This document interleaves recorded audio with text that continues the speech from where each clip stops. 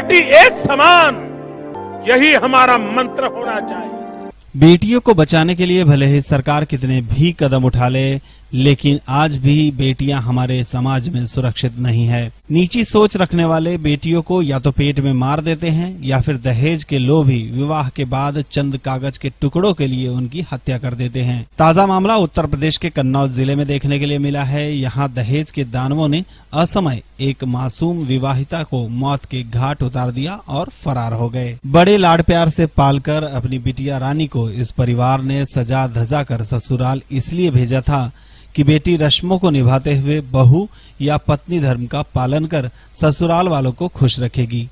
लेकिन इस अभागे परिवार को क्या मालूम था कि अपना सब कुछ कह रहे हैं कि हमारी बात लड़ रही गई थी और देखो ना कपड़ों वाले मशीन मशीन रह गई थी, अंगूठी रह गई थी, एक भैंसिया रह गई। सोचे का हमारी देव हमारी खेती खराब हो गई दवा से, तो हमने साल भर पैदा नहीं कर पा, दूसरी साल नहीं भाव हमें तो दहेज मांग रहे थे। हाँ दहेज मांग रहे दीवे खती दहेज मांग, लेकिन हमने दही नहीं पाते नहीं। बेचकर अपनी बेटी को खुश रखने का सपना देखकर जहां वो उसकी शादी कर रहे हैं, कुछ सालों में वहीं से उसकी अर्थी उठेगी और इस अर्थी को कंधा ये अभागा परिवार ही देगा। मामला कन्नौज जिले के कन्नौज कोतवाली के जसनीपुरवा गांव का है। 5 लाख रुपया खर्च करो। अच्छा। हाँ, बड़ी धूमधाम से बारात गई थी, खवा पिया हर एक चीज करी, कोई बात अब जय मांग कर रहे थे, मतलब मोटरसाइकिल मांग कर रहे थे, की मांग कर रहे, चैन मांग कर रहे, बाथिंग मशीन मांग कर रहे, जा मांग कर रहे। पैसे आए ना कर्ज में लग गया, आलू चलो मक्का चली गए तो हमने जाकर यहाँ चले गए दी। यहाँ 2 साल पहले मृतका का विवाह प्रदीप से हुआ था। विवाह के दौरान रुचि के पिता ने अपने सामर्थ्य के अनुसार आरोपी पति प्रदीप को दहेज दिया था, लेकिन दहेज के लोभी प्रदीप के परिवार का पेट इतने से भी नहीं भरा।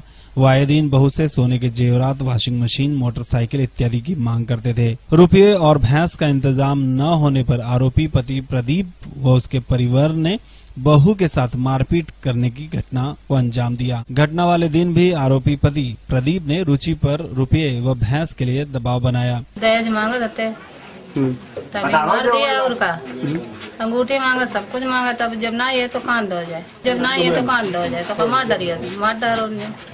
लेकिन रुचि के इनकार करने पर हैवानों ने पीट कर उसकी हत्या कर दी और शव को फांसी पर लटकाकर फरार हो गए। पीड़ित परिवार की माने तो शादी के समय दान दहेज में कोई कमी नहीं रखी गई थी, जो मांगा था वो दिया गया था। लेकिन शादी के बाद तुरंत रुचि के ससुराल वाले भैंस और रुपयों की मांग करने लगे। रुचि के परिवार वाले शादी के समय कर्ज में डूब गए थे और इधर फसल भी खराब हो रही थी, जिसके चलते वो दहेज की मांग को पूरा नहीं कर पाए। अंत में दहेज के लोभियों ने उनकी बेटी की हत्या कर फांसी पर लटका दिया। पुलिस अधिकारियों की माने तो पीड़ित परिवार द्वारा दी गई तहरीर के आधार पर मुकदमा दर्ज कर लिया गया है। आरोपियों के तलाश के लिए टीम को गठित कर दी गई है। जल्द ही आरोपियों को हवालात के पीछे डाल दिया जाएगा।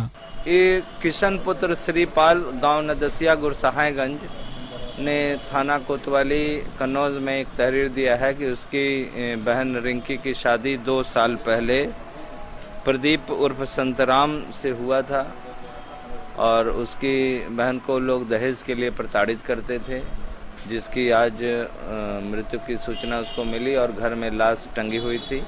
पुलिस को सूचना मिली तो उसका मजिस्ट्रेट के द्वारा पंचायतनामा करा के पोस्टमार्टम के लिए बॉडी भेज दी गई है और धारा 304B के अंतर्गत दहेज मृत्यु का अभियोग उसके ससुराली जनों के विरुद्ध पंजीकृत हो गया है। अभी इसमें किसी की गिरफ्तारी नहीं की गई है, विवेचना CO सिटी के द्वारा की जा रही है और इसमें अग्रिम कार्रवाई विवेचना की प्रचलित है। दहेज के लोभियों ने एक बेटी को मिटा दिया, वो भी चंद रुपयों के लिए। ऐसे लोगों को अपने कोख की भी चिंता करनी चाहिए। कन्नौज से अमित राजपूत की रिपोर्ट, इंडिया अब तक न्यूज के लिए।